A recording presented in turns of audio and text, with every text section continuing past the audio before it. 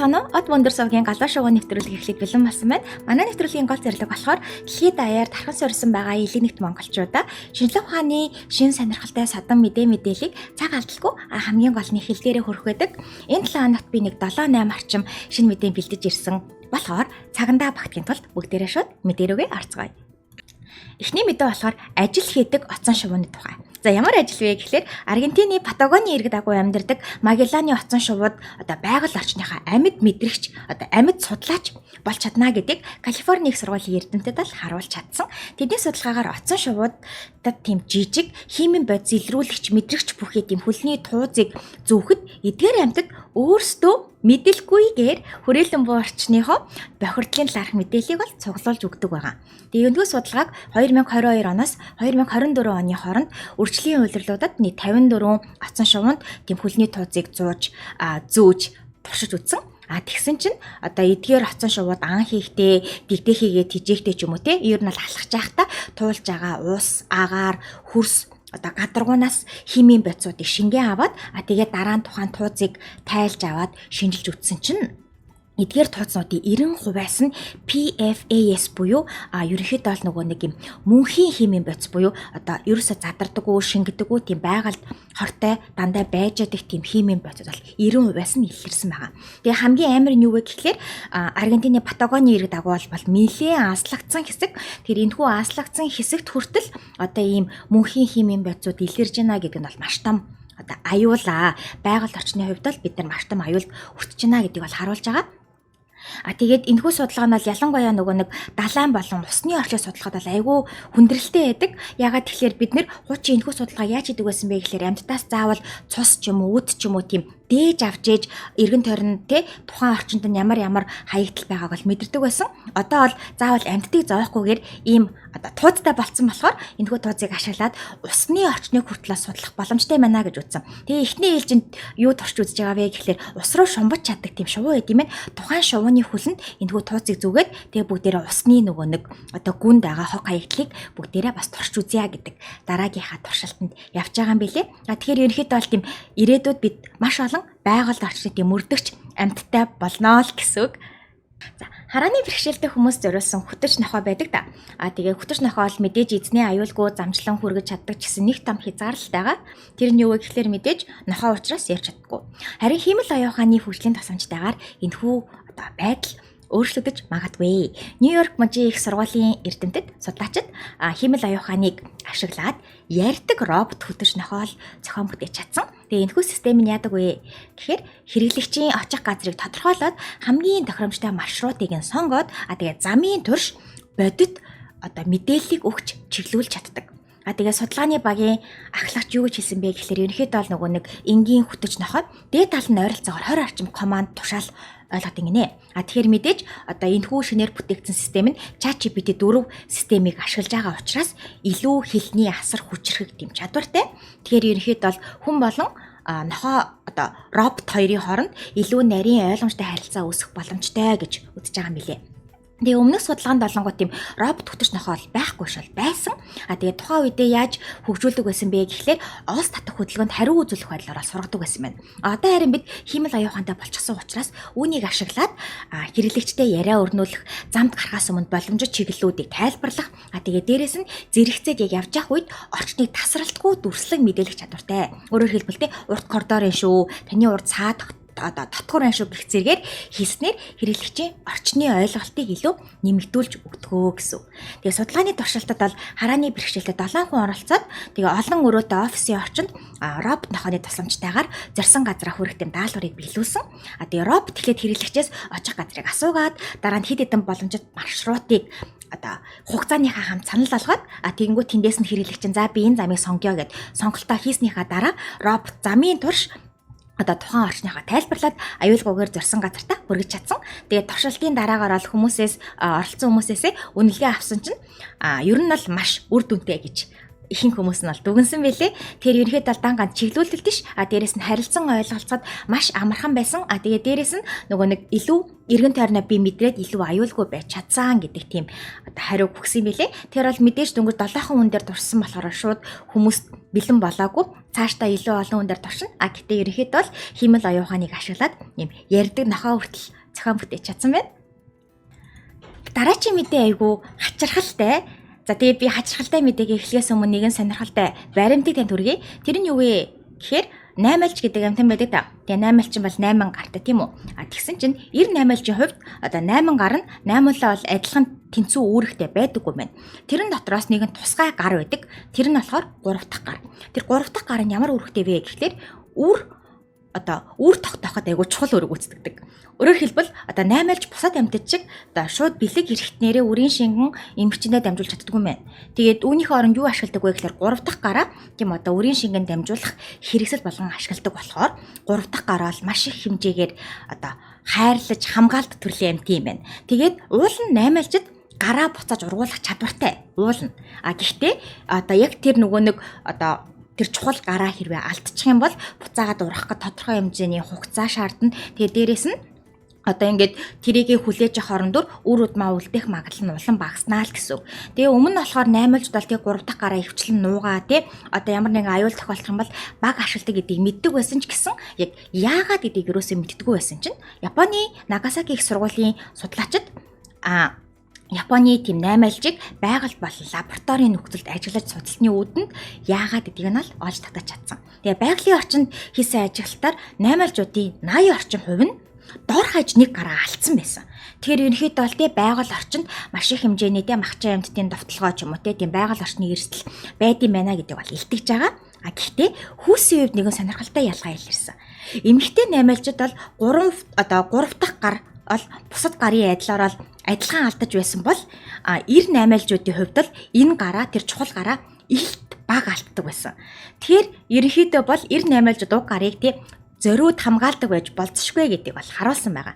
За тэгэнгүүт за байгаль дээр юм байт юм байна. Тэгвэл лаборатори дээр ямар яд юм байна гэж дахиад туршилт хийсэн чинь эхний туршилтаар 8алжуудад шин тийм танил бус объект өгөө судлуулахад эмэгчин 8алжууд бүх гараа ашиглаад одоо тухайн объектыг шинжилж үзэжсэн байгаа. Харин эрэгчин одоо 8алжууд зөвхөн 7 гараа ашиглаад тийм нөхөн үрчхүүн тэр 3 дахь чухал гараа л юусоо оролцуулаагүй. Тэгээ дараагийн туршилтаараа юу гэж үздсэн бэ гэхээр харанхуй нүхэнд тийм сам хорхой мах хийгээд тэгээ 8алжуудыг оруулахад тэр дотор нь юу байгааг тийм харах боломжгүй байсан. Тэгээд ийм бодит нөхцөлд бол одоо хоол байж болох ч гэсэн махчин амьтан бас байж магадгүй гэдэг тийм одоо аюул байгаа шүү дээ. Тэгээд 98алжууд бол эхлээд одоо бусад гараараа удаан хугацаанд шалгаад ирээсэл байгаа хэсгийг бодсныхаа дараагаар одоо тухайн тэр сам орхон махыг авч ийдсэн. Харин эмэгчин шоргоолжууд бол ямар нэгэн тийм асуудалгүйгээр бүх гараа хийгээд тухайн газрыг шинжилээд сам орхоогоо олоод идсэн байгаа. За тэгэхээр судлаачдын дүгнэлтээр бол энэ зан үйл нь тодорхойгүй эрсдэлтэй нөхцөлд 98алжууд хамгийн чухал гараа хамгаалах зорилготой гэдгийн том баталгаа болж чадчихна. Одоо гэсэн тийм дүгнэлтэнд хүрсэн байгаа. За тэгэхээр ерөнхийдөө бол 8алжуудын өрдөө 1-2 жил амьдарт юм байна. Яг тэр судалсан 8алжууд нь тэгэхээр хэрвээ нөхөн үржихүүн гараа алдчих юм бол дахин ургуулахад зарцуулах хугацаа нь бол одоо тэдний амьдралын мөчлөгт маш их урт хугацааг зарцуулах учраас эрчүүд нь ингэж гараа хамгаалт юм байна гэдэг тийм дүгнэлтэнд хүрсэн байгаа. Та хэрвээ хизээч өмнө нь гэрлэж байгаагүй бол гэрэлсэн хүмүүсээс илүү их хавтраар өвчлөх эрсдэл өндөртэй байж болзошгүй гэдэг нэгэн сонирхолтой одоо судалгааг Америкийн нэгдсэн улсад хийсэн.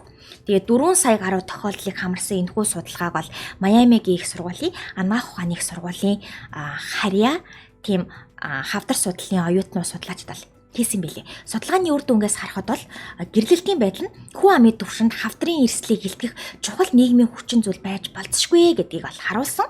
Гэхдээ энэ бол заавал одоо гэрлэхийн хавдраас хамгаална гэсэн үг бол мэдээж ерөөсөө биш. Зүгээр гэрлээгүй хүмүүс эрүүл мэндэд илүү анхаарад урьдчилан сэргийлэх үзлэгтээ тогтмол хамардаг шаардлагыг харуулж байгаа гэсэн. Өмнөх судалгаанууд бол ихэвчлэн хавдар Онцлогдсны дараах үр дүн амьд үлдэх магадлал гэрлэлт хэрхэн нөлөөлдөг зэрэгт төвлөрж байсан бол энэ удаагийн судалгаа болохоор хавдар үүсэх магадлалд анханасаа нөлөөлж байгаа эсхийг судалснараа илүү онцгой олж чадсан. Тэгээ судлаачид 2015 оноос 2022 оны хооронд 12 мужийн 100 сая гаруй хүнийг хамарсан мэдээллийг ашиглаад 30-аас дээш насны хүмүүсийн хорт хавдрын тохиолдлыг гэрлэлтийн байдлаар нь харьцуулж үзсэн. Гэтэл судалгаанд оролцогчдыг хоёр бүлэгт хуваасан. Одоо гэрэлсэн эсвэл одоо өмнө гэрэлж байсан те ямар нэгэн байдлаар хүнтэй гэрэлж байсан. Эсвэл хизээч гэрэлж байгаагүй. Тэгээ үр дүнд нь нэлээд анхаарал татгууц үр дүн гарсан. Өөрөөр хэлбэл хизээч гэрлэж байгаагүй хүмүүсийн хувьд бараг бүх төрлийн хавдрын эрсдэл илүү өндөр байсан. Тэгээ дээрэс нь ялангуяа тамхи татлалт нөхөн үрчүүтэй холбоотой урьдчилан сэргийлэх боломжтой хавдруудын ялгаа үүн дээр ил тод илэрсэн байгаа. Тэгээ гэрлээгүй эрчүүдийн шулуун гэдэсний хорт хавдрын тохиолдол гэрлсэн эрчүүдээс ойролцоогоор бүр 5 дахин өндөр байсан бол гэрлээгүй эмэгтэйчүүдийн умаа хүзүүний хорт хавдар гэрэлсэн эсвэл өмнө гэрэлжсэн эмэгтэйчүүдээс бараг 3 дахин их байсан. Тэгэхээр ихэвчлэн хүнээдээ папиллома вирус нөгөө нэг бидний ярьдгаар HPV гэдэг нь шүү дээ. Холбоотой байдаг болохоор халдварын өртөлт тэгээ муу уртлан сэргийлэх үзлэгийн ялгаа нөлөөсөн байх магадaltaй гэж бол үзэж байгаа юм билэ. Тэгээ муу эмэгтэйчүүдийн хувьд өндгөвч болон умайн салтын хавдартай холбоотой ялгаа ажиглагдсан. Тэгэхээр энэ бол нөгөө төрөлт болон жирэмслэлтээс хамгаалах нөлөөтэй холбоотой байж магадгүй гэж судлаачид бол тайлбарлаж байгаа юм билэ. Ерөнхийдөө бол гэрэлсэн хүмүүс бол мэдээж хүүхэдтэй байх магадлал илүү өндөр. Тэр үүнээсээ болоод тэр нь хавдраас хамгаалах нөлөө үзүүлж яж магадгүй юм шүү гэж үзсэн. Тэгээ бас хүүсийн хувьд гэсэн нэгэн тодорхой ялгаа гарсан. Хизээч гэрлэж байгаагүй эрчүүд гэрэлсэн эрчүүдээс ойролцоогоор 70%-аар илүү хавдраар өвдөх магадaltaй байсан бол эмэгтэйчүүдийн хувьд энэ зөрүү 85% байсан. Тэгээ сонирхолтой нь ихэнх тохиолдолд гэрлэлт эрчүүдэд илүү ашигтай гэж үздэг бол энэ судалгаанд бол эмэгтэйчүүд арай илүү ашигтай мэт бол харагдсан. Ер нь бол ихэнх судалгаагаа тэгж гардаг. За тэгээд хамгийн хүчтэй хамаарлал нь бол мэдээж халдвар тамхи архитай холбоотой хавдрууд бол ажиглагдсан. Тэгээд нэг тийм байн шинжилгээнд ороод өөрийгөө үзүүлэх боломжтой хавдар буюу хөөх бамбайн булчирхай төрөө булчирхай хавдрын хувьд бол ялгаа харьцангуй бага байсан байна. Тэгээ бас дээрэс нь тухайн судалгаанд нас арьс өнгөөр бол ялгаатай хэм маяг илэрсэн. Өөрөөр хэлбэл хизээч гэрлэж байгаагүй хар арьстай эрчүүд бол хавдрын хамгийн өндөр түвшинтэй байсан бол гэрэлсэн хар арьс эрчүүдийн хувьд хавдрын түвшин гэрэлсэн цагаан арьс эрчүүдээс хүртэл бага байж гарсан. Тэгэхээр ерөнхийдөө бол энэхүү судалгааг сонсоод гэрлэгээд бас гэрлэхэнчээс юу юм те. Гэхдээ ерөнхийдөө бол хэрэг та ганц бий бол өөрийнхөө цаг тутамдаа нөгөө урьдчилан сэргийлэх хөтөлбөртэй баймбаа ороод жилдээ нэг удаа л өөрийгөө хавдрын хэсэг шинжилгээнд алтныг оруулаад үзчихээрэй гэж зөвлөмөр байна. За тэгээд нэгэнт эрүүл мэнд ярьсан дээрээ бас нэг эрүүл мэндтэй холбоотой нэгэн чухал судалгаа гарсан. Тэр нь болохоор тамхи татах нь нөгөө бидний хил занснаар мартагнах Альцгеймер өвчин болон деменци өвчинд хэрхэн нөлөөлдөг гэдэг асуулт. Тэгээ ерөнхийдөө 2011 онд хийсэн нэгэн судалгаагаар болохоор дунд насандаа маш их хэмжээгээр тамхи татдаг хүмүүс бол 20 гаруй жилийн дараа деменц тусах магадлал, Альцгеймер тусах магадлал нь тамхи татдаггүй хүмүүсээс 100% гаруй их байсан.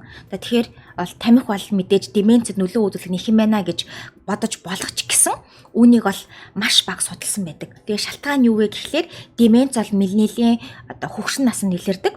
Тамхи татдаг хүмүүс ихэвчлэн эрт үүд болдог. За тэгээ ерөөхдөө бол нөгөө тамхи татах нь ингээд бидний мэдхтэр мартагнах өвчнөд хэр ихээр нөлөөлт юм бэ? Яагаад нөлөөлт юм бэ гэдэг гол онол нь юу байсан бэ гэхлээр бол судас болон амьсгалын замын тогтлоод үзүүлэх нөлөөн дээр бол төвлөрдөг. Ерөөхдөө бол олон жилийн турш тамхи хэрэглэх юм бол тархинд очиж байгаа хүчил төрөгчийн урсгалыг аажмаар бууруулад тэр нь аажмаар тархины үйл ажиллагаанд оройтуулдаг гэж үздэг байсан. Харин Чикагогийн их сургуулийн судлаачдын нийтлсэн шин судалгаагаар болохоор энэхүү ойлголтыг илүү гүнзгий түвшинд бол тайлбарлах шинэ механизм санал болгож байгаа. Тэр нь болохоор никотин уушиг болон тамхи тархи хоорондын мэдээлэл дамжуулалтыг алдагдуулж байгаа нэгэн тийм сонирхолтой зүйл олсон. За уушигнаас тархи руу чиглэсэн тийм бүрэн зурлагдаагүй холбоосыг энэхүү судалгаагаар илрүүлж чадсан. За тэгээд уушигны нейроэндокрин эсүүдээр бол дамждаг байсан байгаа. Өөрөөр хэлбэл эдгээр эс нь тийм мэдрэлийн эс болон дааврын эсийн аль альныхаа шин чанарыг агуулсан тийм онцгой бүтцтэй байна. Тэгэхээр никотин дүртэх үед эдгээр эсүүд нь эксозом гэдэг тийм бичил эсгүүдийг ялгаруулдаг. Тэгээ энэ нь тархины неврон дох төмрийн тэнцвэрийг алдагдуулаад деменц түгээмэл ажилладаг шинж тэмдгүүдийг өдөөж болох юм байна гэж судлаачид тогтоосон. Тэгээ судлаачдын үзэж байгаагаар л энэхүү нээлтэнд уушиг тарих гэсэн тийм шууд тэнхлэг байгааг бол нотолж байгаа гэсэн үг. Тэгэхээр бол тамхи таталт нь танин мэдхүүн бууралтад нөлөөлтийг илүү тодорхой тайлбарлах боломжийг бол нээж өгч байгаагаар л онцгой юм билэ. Тэр нөгөө ялгаруулад байгаа жижигхэн эксозомууд нь тархины эсүүдийн төмрийн зохицуултыг хэрхэн алдагдуулж байгааг бол ойлгох ёстоор тамхинаас үүдэлтэй мэдрэлийн гэмтлээс хамгаалах бас шинэ арга замыг бид гаргаж ирэх боломжтой юм шүү гэж үзэж байгаа юм билэ. Энэхүү судалгаанд деменцийн шууд шалтгааныг бол мэдээж бүрэн баталж олж чадахгүй те. Тамхи татж байгаа юм чинь шууд деменц туснаа гэж бол хэлж мэд чадахгүй. Гэхдээ ерөнхийдөө бол хүний уушиг тарих хоёр л хоорондоо шууд ингээ холбоотой байд юм байна. Заавал уушигнаас тэр нь судас амьсгалын замын тогтолцоонд үзүүлж тархин нөлөөлдөг биш, шууд хоорондоо нөлөөлж болд юм байна гэдэг нэгэн чухал ойлголтыг гаргаж ирснээрээ маш онцгой болсон.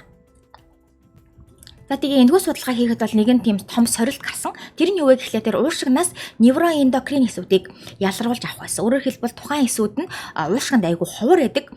Нийт уушигны бүр нэг хүрэхгүй хувийг л эзэлдэг юм байна. Тэгээд эдгээрийг ялгаан авч судлахад айгүй төвөгтэй байсан болохоор судлаачид ямар арга ашигласан бэ гэхээр лабораторийн нөхцөлд үүдэл эсээс эдгээр эсийг гаргаж авч агаад тэгээд тухайн эсүүдээ судалгаагаа хийж чадсан байгаа. Тэгээд никотинд өртсөн үед бол эдгээр эсүүд маш их хэмжээний бол эксозом ялгаруулж исэн. Тэгээд тэр эдгээр эксозомууд нь мэдээж тархиндаа очоод бидний неврон дох төмрийн тэнцвэрийг алдагдуулаад тэр нь бол аанда энэхүү мартах өвчнөд бол бидний хөтөлж яд юм байна гэдгийг харуулсан. Тэгэхээр та эрүүл мэндэд анхаарад, эргэн тойрондоос анхаарад тамхи татгааллах зогсоогоорой, багасгаарай. Тэгэж бас өөрийнхөө тархины үйл ажиллагааг сайжруулахгүй бол уушиг тарих хоёул хоорондоо шууд холбоотой байдаг гэдгийг бол энэхүү судалгаа харуулж чадсан. За, үлдсэн мэдээгээ ярих гэтэл цаг маань дууссан учраас дараа 7 хоногт шинэ мэдээгээрээ бүгдээрээ уулзцгаая. За баяртай.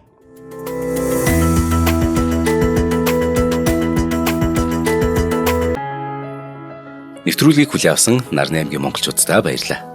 Одмондөр сувг нь энэ мэдчлэн таны мэдхүйн мянган нэвтрүүлгийг 2026 оны 7 сарын 1 хүртэл та бүхэндээ хүргэх юм. Их хэлээрээ шинжлэх ухаан танин мэдхүйг түгээхийн үлсэд нэгтгэх хүсвэл та бидэнд хандив өгөх боломжтой. Жилдээ ганцхан удаа 100,000 төгрөгөөр биднийг дэмжснээр шинжлэх ухаан танин мэдхүйг түгээх энэ үйл хэрэг амжилттай үргэлжлэх юм. Одмондөр нэр дээрх Худлаа өвчлийн банкны дансгаа 4191 Тэг 4518. Та 100,000 төгрөгөөр шилжүүлэхдээ гүйлгээний утга дээр нь өөрийн нэр болон утасны дугаараа заавал бичээрэй. 100,000 төгрөг хандалснаар Одмондөр сувгийн алтан гишүүн болох юм а. Шинжлэх ухаан, танин мэдхүй Монголд ялах болтугай.